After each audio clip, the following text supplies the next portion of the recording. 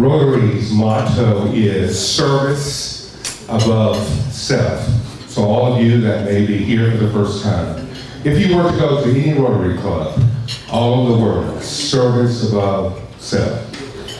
And that's the kind of life that Dr. King typified. And I said to James Harris, we have two Harrises, James Harris, Paula Harris, not related.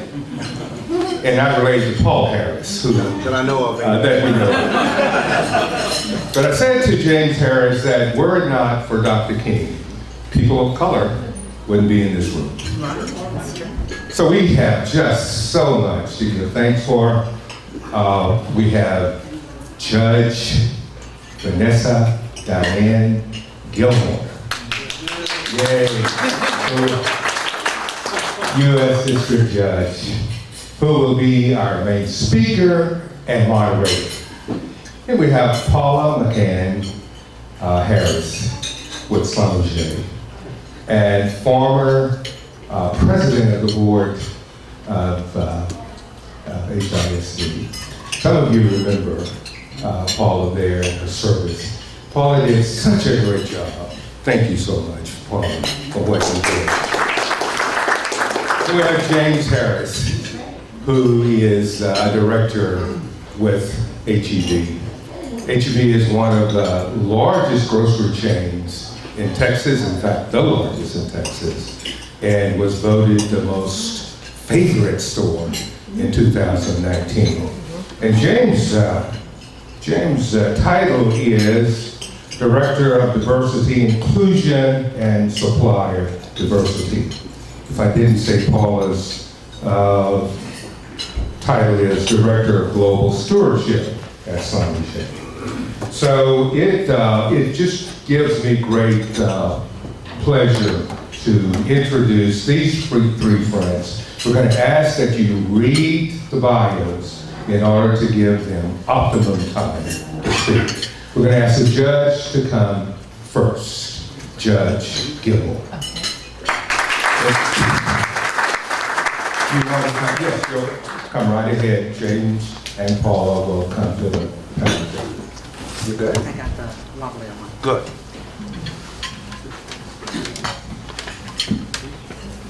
All right, is my microphone? Yes, it is. Yes, okay, great.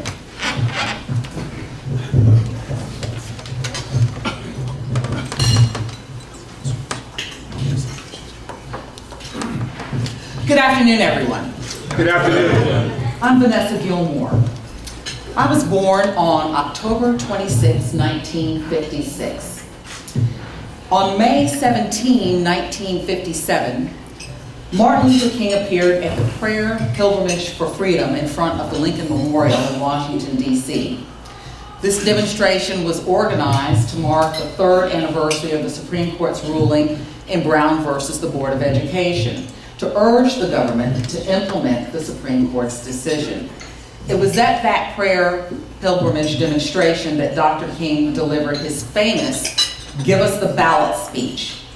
In the key sections of that speech, he pleaded with the United States government. Give us the ballot, and we will no longer have to worry the federal government about our basic rights. Give us the ballot, and we will fill legislative halls with men of goodwill.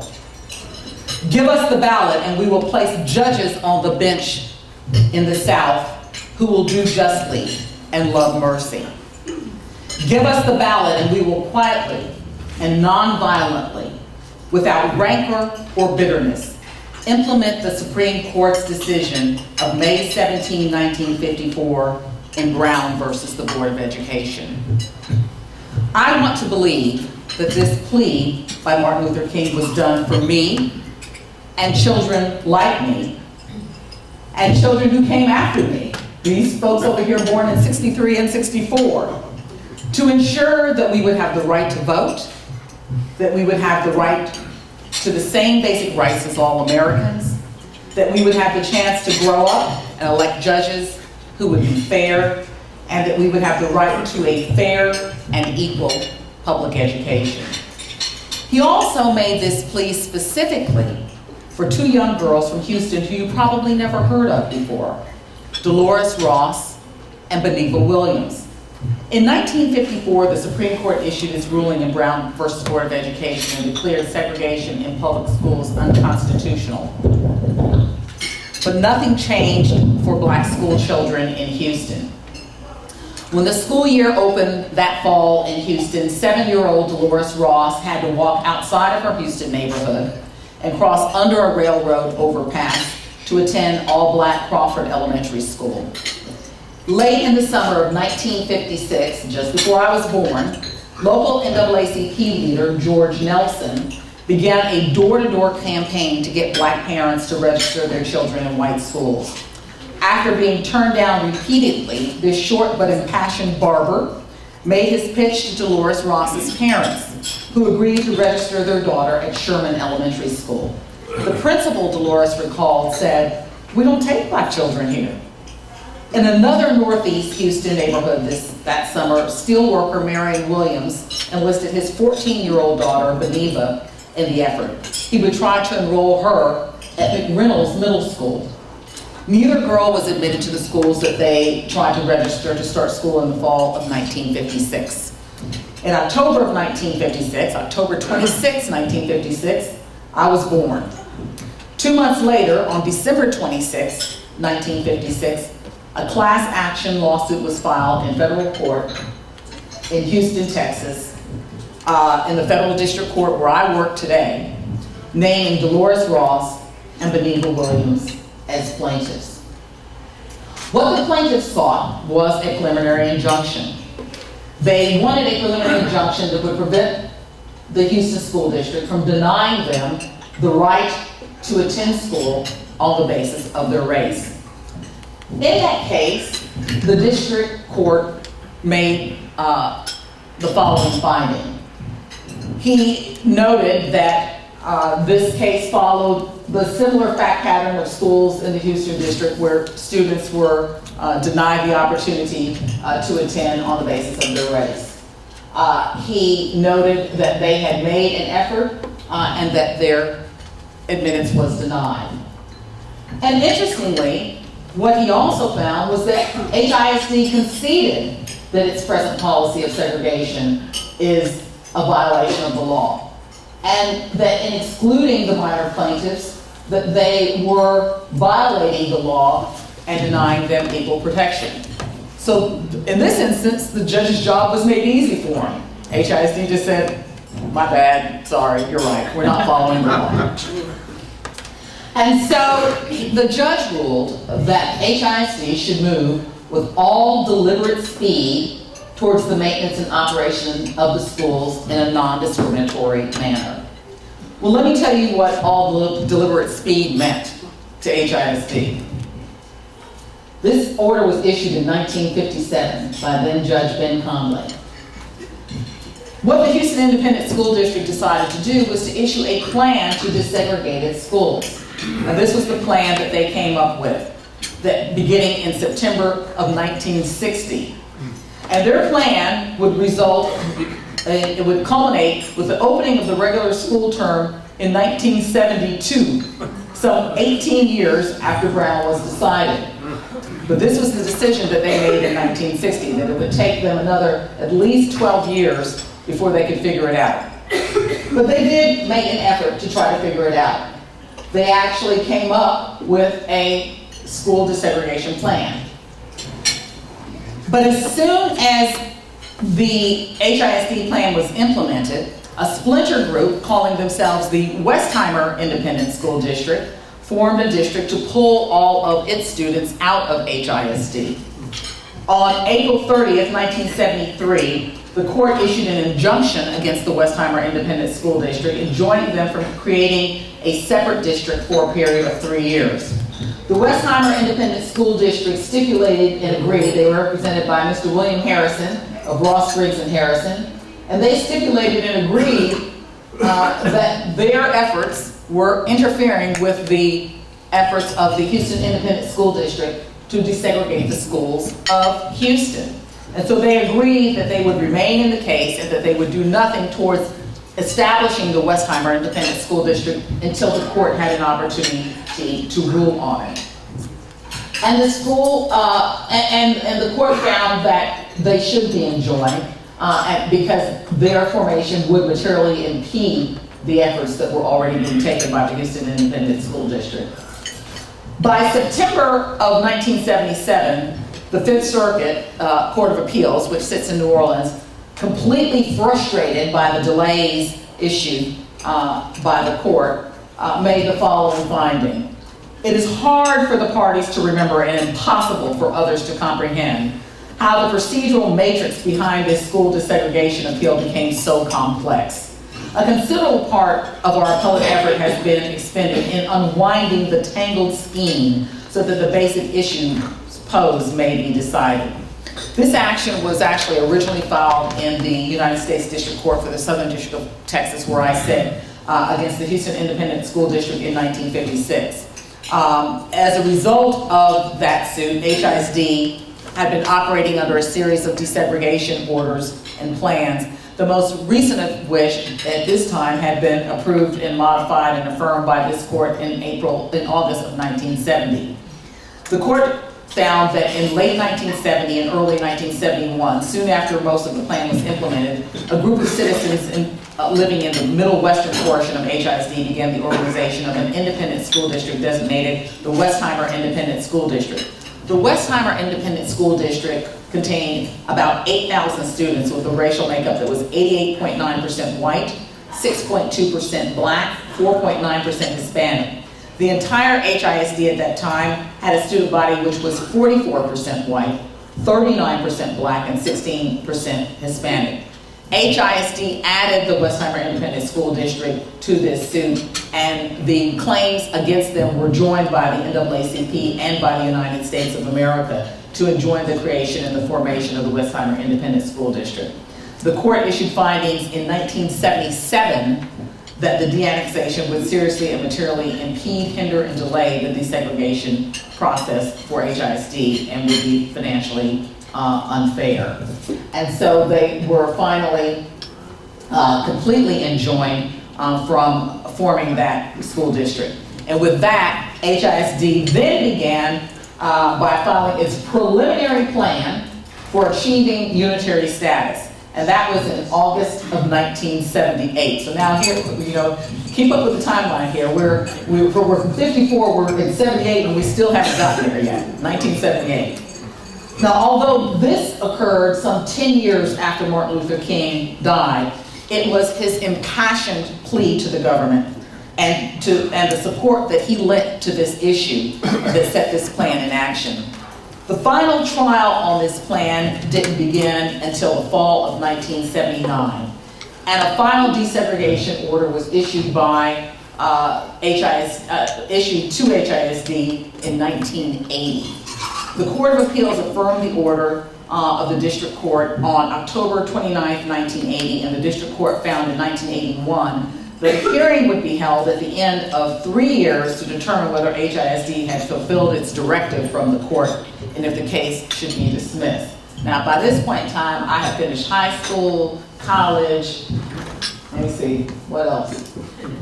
Law school. I'm already living in Houston, so I'm completely grown, and we're still dealing with this as an issue. On February 16, 1983, the Supreme Court, the Fifth Circuit issued its final epitaph on this case. And here's what they said. In 1956, 2 years after the Supreme Court decided Brown versus Topeka Board of Education, a group of parents of black children enrolled in the Houston Independent School District filed this suit to desegregate its schools. After 25 years of court proceedings and 12 years of operation under a court-ordered desegregation plan, the district court has now decided that the school district has eliminated all vestiges of de jure segregation and become unitary. The vestiges of all discriminatory practices have been eliminated in every aspect of school operations, but efforts at integration have failed in one aspect alone. The district has not achieved integrated student attendance. The district court found, however, that the homogeneous student composition of the schools does not stem from the unconstitutional segregation practiced in the past, but from population changes that have occurred since this litigation commenced, and that the geography of the school district, traffic conditions, and population patterns, which is a euphemism for white flight, made further efforts to eliminate all one-race schools impractical. This case was finally ordered dismissed on November 28, 1984, more than 28 years after it was originally filed. In 1977, when this case began, Paula, HISD had a student body which was 44% white, 39.4% black, and 16.6% Hispanic. The most recent statistics show that HISD enrolls about 214,000 students, and of those students, 24% are African American, 4% are Asian, 62% are Hispanic or Latino, and 8.7% are white. What we know for sure is that litigation alone will not always get you the justice that you are seeking or that you deserve. Dr. King pointed out that it is also important to ensure that all Americans have the right to elect persons who will do justly and love mercy. That was the other issue that he emphasized at the prayer pilgrimage for freedom, because disenfranchisement in the voting area was also rampant. Right here in Texas, I'm going to bring you back home. I'm going to talk about the national, but I need to relate it to what happened right here in Houston. And right here in Texas, a system existed that only permitted whites to vote in the Democratic primary elections. Another Houstonian that you probably never heard of, by the name of Lonnie Smith, had presented himself to vote in the Harris County Democratic primary elections. He was denied the right to vote and filed a complaint on behalf of himself and all other qualified Negro voters who had been similarly denied. He was represented in this case, and his claim was that he had appeared, showed that he had paid his poll tax, and that he was denied the opportunity to vote in the primary election.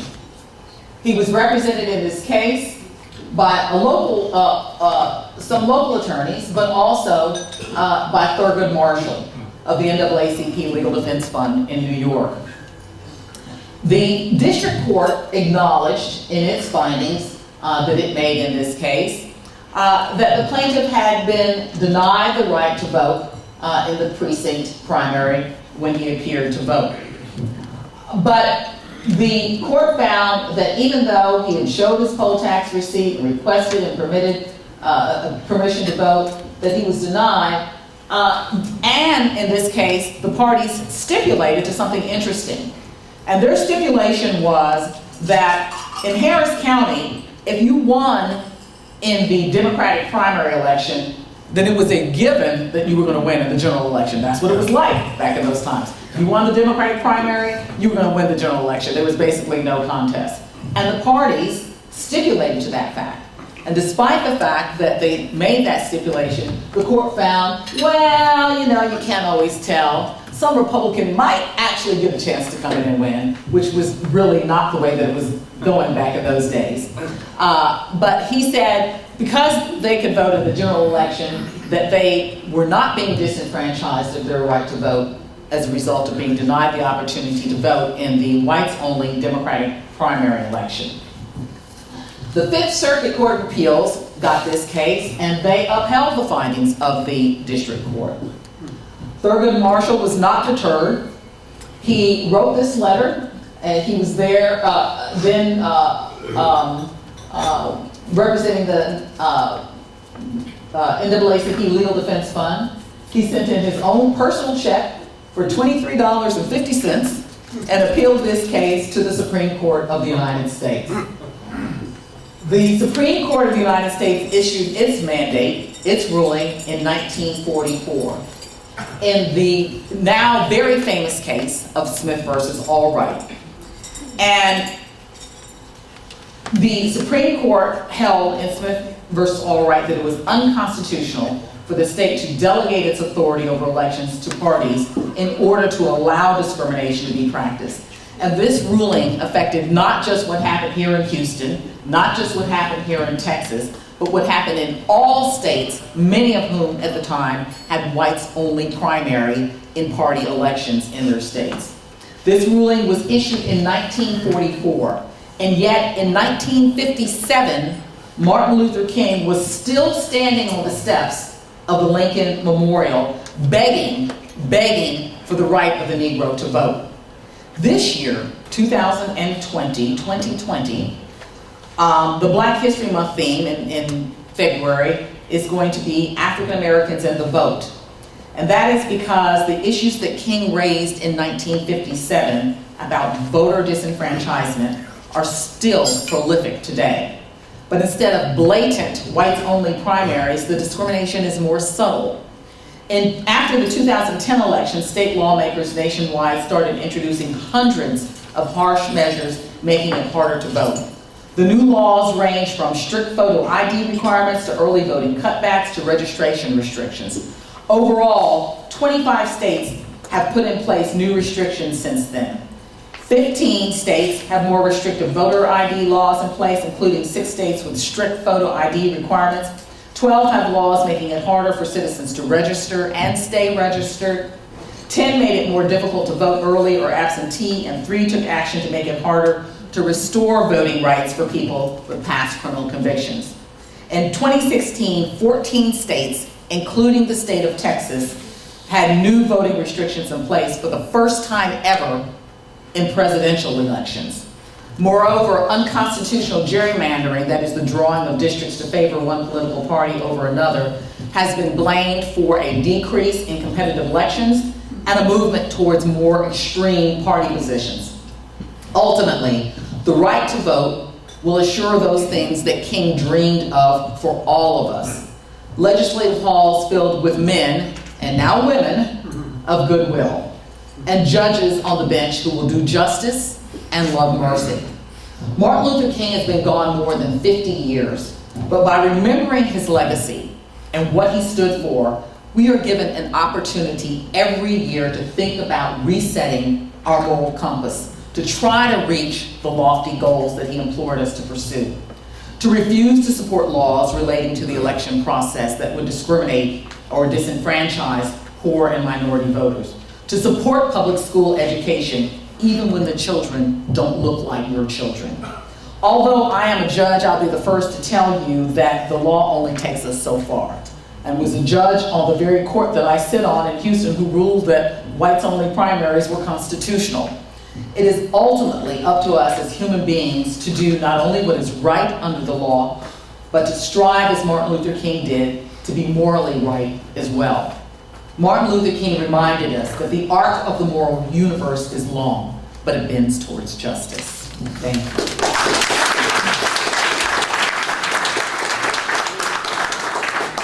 Now I have some questions for our panel members here. Paula Harris and James Harris, no relation, but both of the good Harris families.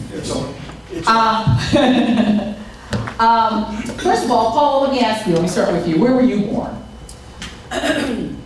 So I was born here in Houston, Texas. Okay. Herman Hospital. Herman Hospital. First generation of African American kids that could be born in Herman. Okay. Before kids older than me were at Riverside or on the north side at Jefferson. Jefferson Davis, yes. Born from a Vietnam vet. Okay.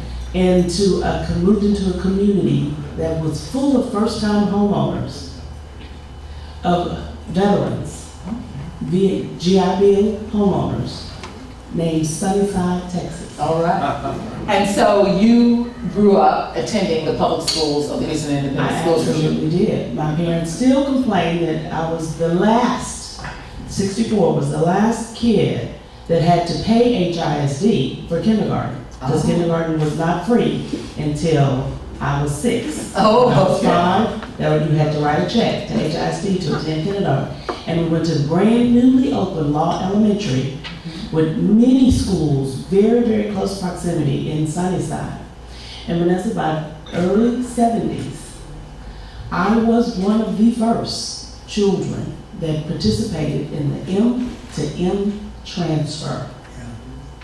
And that was HISD saying, we're going to take minorities and put them in majority schools. And they did it very strategically. My whole elementary, we were assigned to Johnston.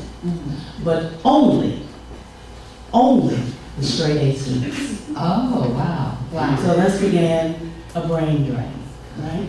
Ah. The top teachers were then invited, the top African American teachers were then invited to teach in the majority schools. Thus began a brain drain. How do you think that the work of Martin Luther King and others to try to encourage the government to implement Brown versus Board of Education affected the kind of education that you received in the Houston Independent and public schools? Education is about teacher quality. I believe that serving on the board, it is about teacher quality. And we had some top-notch teachers in HISD. Part of what the desegregation of HISD, it was a long, tough, hard process for all parties involved. All parties involved, really, because of the state of white America at the time, the actual abuse to African American students, that first time ever having black students at Johnston, and that was the same year the Roots came out.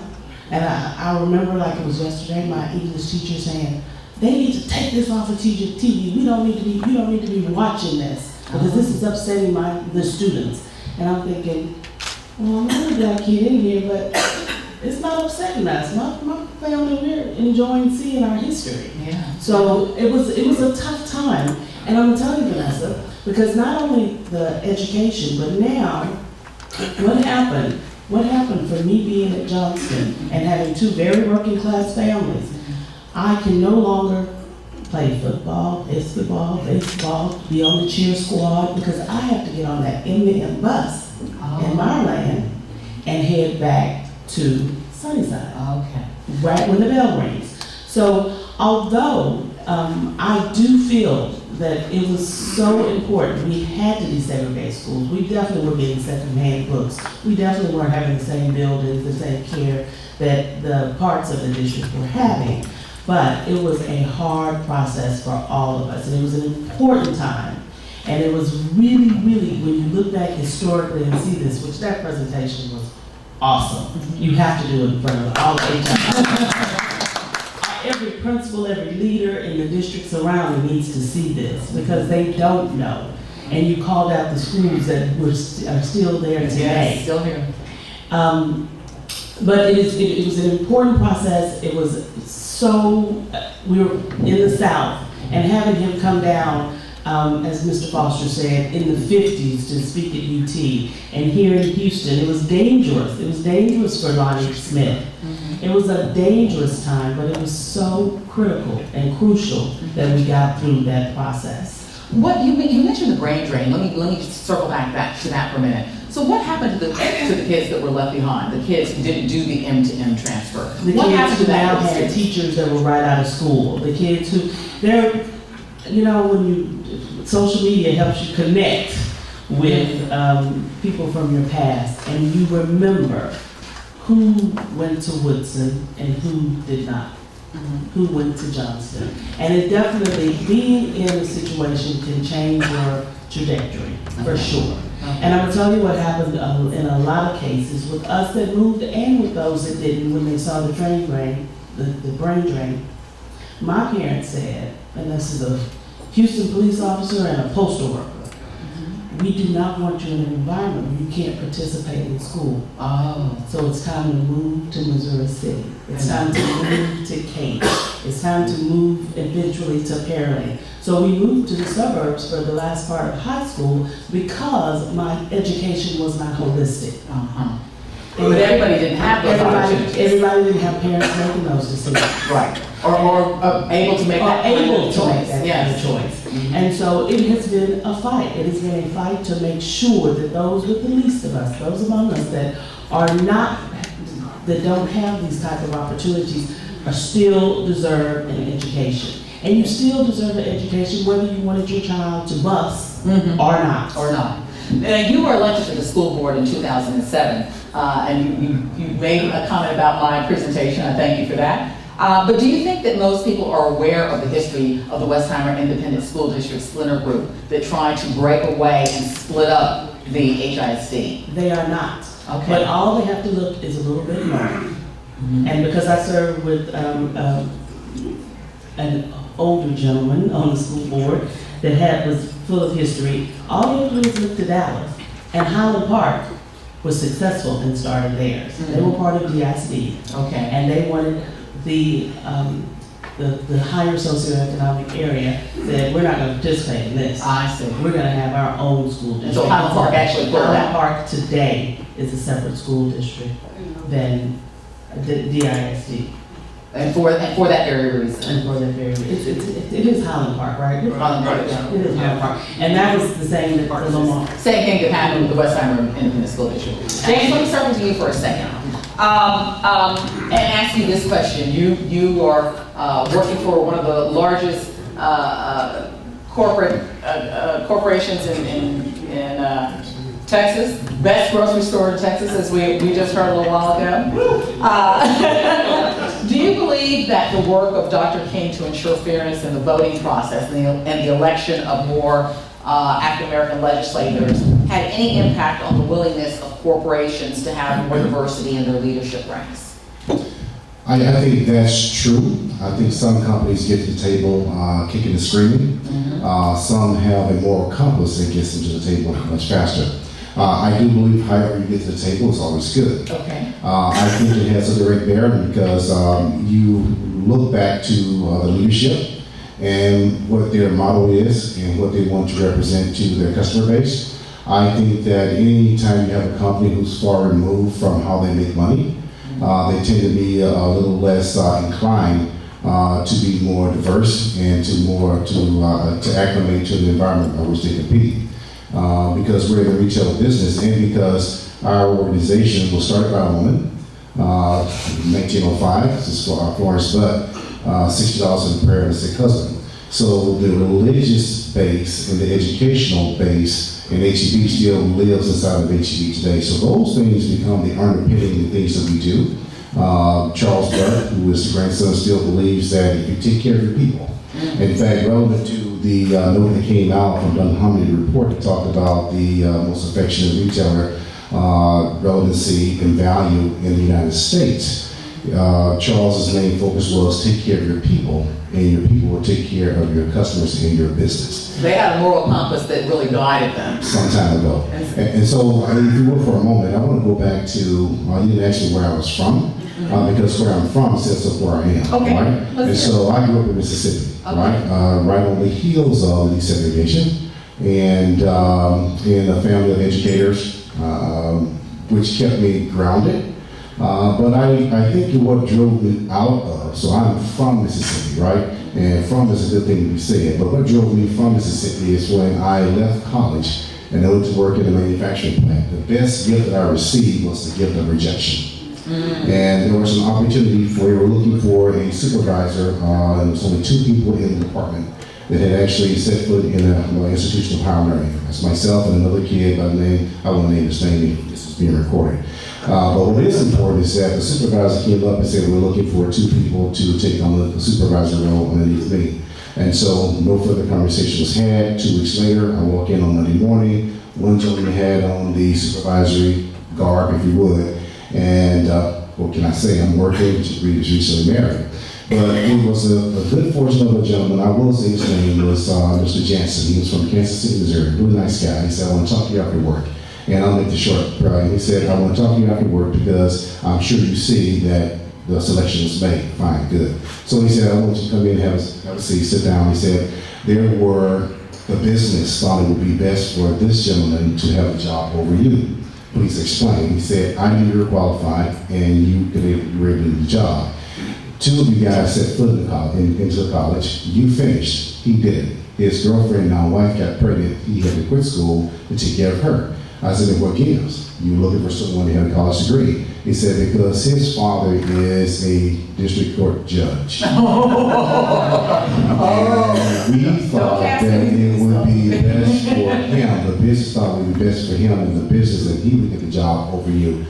That is probably the best gift I received. And it really is, because it forced me to leave my comfort zone of Mississippi to take my journey to the Midwest, to end up in a place where I think is destiny, because working for AGP is in alignment with my core values. Okay. Right? And also, it's not just your work at HEB. You have been involved in the community in a number of different nonprofit and charitable organizations. I want to ask you, you've done some volunteer work for the NAACP. Right. You saw that I put up a slide showing that Thurgood Marshall was working for the NAACP Legal Defense Fund when he came down here to represent Lonnie Smith in this voting rights case. Has any of the work that you've done for the NAACP focused on issues relating to voting rights? And if not, does the NAACP still work in the on voting rights issues today, and in what regard are they doing so? Well, I think it's kind of serendipitous, because I think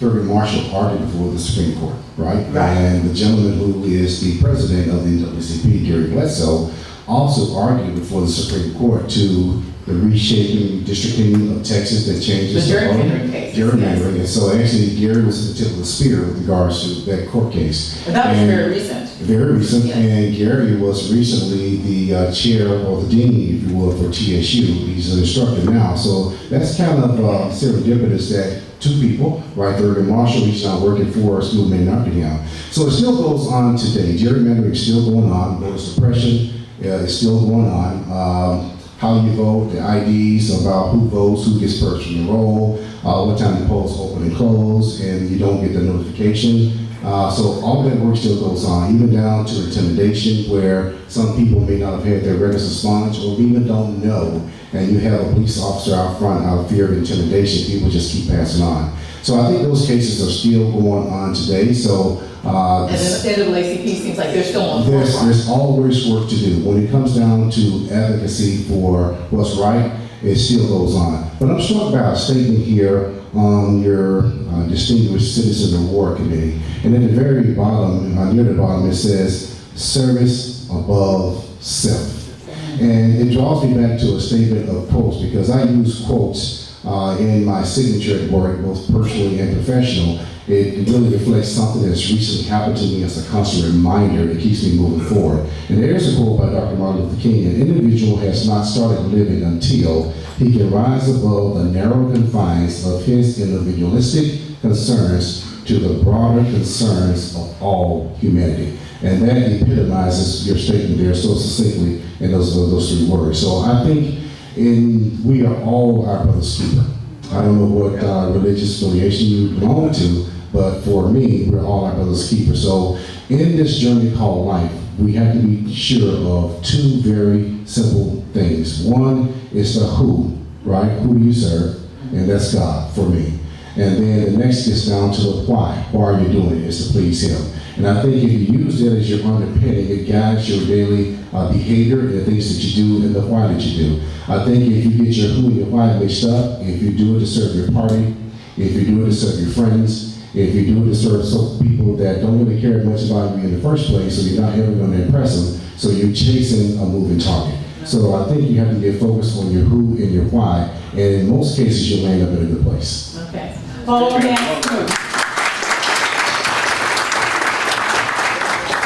just sort of an overall question. What impact has Martin Luther King had on your life? Judge Gilmore, we're actually friends. It's hard for me not to say Vanessa. I have been in many, many situations throughout my life where I've been blessed to be the first, the only. I attended Texas A&M. I majored in petroleum engineering.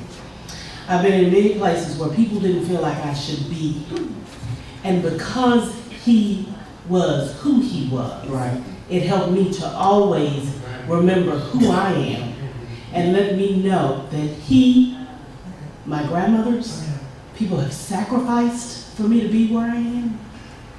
So as I do everything I've done in my 33 years, working offshore on offshore rigs, I always felt safe and secure knowing that there are people who have fought not only for me to vote, not only for me to be educated, but for me to get where I'm going and to make sure that I represent them well, and make sure that I pay tribute, and to make sure that in all that I do, I acknowledge those that fought for me to be there. Oh, thank you. James, I'll let you have the last word as well. What impact do you believe that Martin Luther King has had on your life? Well, I think it is advocating for others who have no voice or have no platform.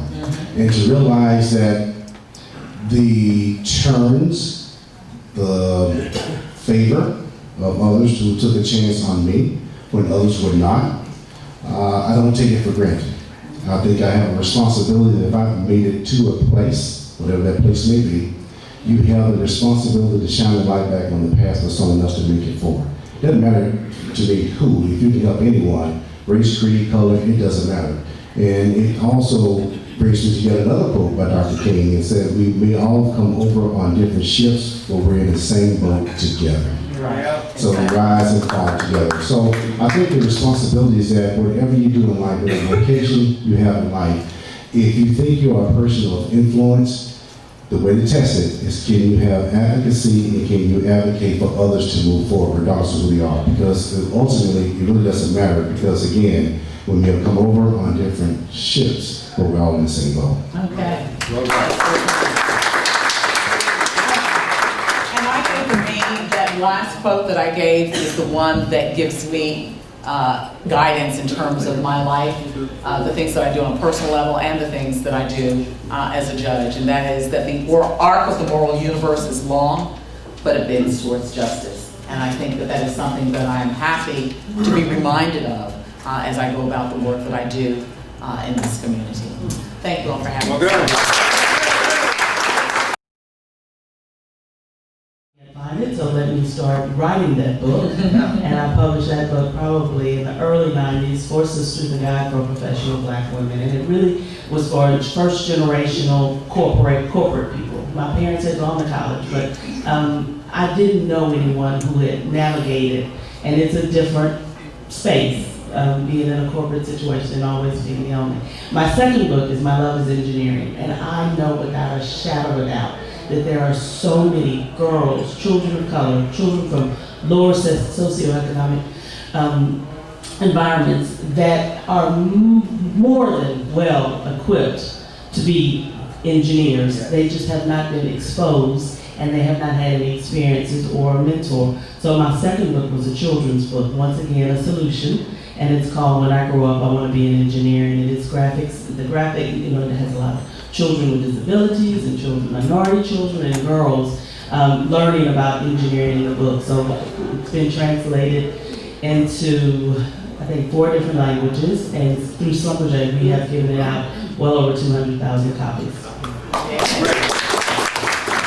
My first book was also a children's book, and it was generated. I wrote it with a friend, a mutual friend of Paula's and mine, because we were concerned about the fact that there were so many children who had lost a parent to incarceration, and that we weren't focusing on trying to address the very real challenges that they face as a result of losing a parent to incarceration. You know, when your parent dies, people all kind of gather around you and try to shore you up and tell you what a great person your parent was, whether they were or not. But when they die, when you lose them to incarceration, you feel the same sense of loss that you do with death. But people say, oh, your daddy was no good, you're going to be just like him. And so those children end up going down a path similar to their parents. 75% of kids with incarcerated parents end up incarcerated themselves. And so my first book was a children's book called A Boy Named Rocky. It was a coloring book for the children of incarcerated parents. And we actually use it now in a program at the courthouse to allow people that we know are going to prison, but that have children, which is just about everybody, to give us an opportunity to work with their children in mental health, with mental health providers, to help their children deal with the loss that they are going to have as a result of losing a parent to incarceration. And one of my other books, I've written 4 books, but one of the other ones is a book called Saving the Dream. And it is a fiction novel, but it is a fiction novel about a little boy and the life that he might have grown up living with his birth mother, and the alternate story of the life he might have lived growing up with who I call his birth mother, the mother divinely chosen for him by adoption. And it was written with the idea of encouraging families and single people to pursue their own dreams of parenting through adoption. I am an adoptive mother. I woke up one day at 44 years old and I thought, it seems like it's something I forgot to do. Go to college, get a good job, buy a nice house. I'm like, oh man, I forgot to have a baby. So I adopted my son at 44, almost 45 years old, which is why I'm now the 63-year-old mother of a college freshman. Lord save me. But it's been the best experience of my life. He has exposed me to things that I would never have done on my own, but for helping him in his own journey. Can you stay for a few more minutes to ask questions? Sure. Okay. If you need to leave, please do so quietly, but we're going to continue to do some Q&A. Okay. Sure. As program chair, I want to thank Reverend Vern Swisher. When a Rotary program works, it really works. This was the best program I've ever seen. You are wonderful. Thank you. You are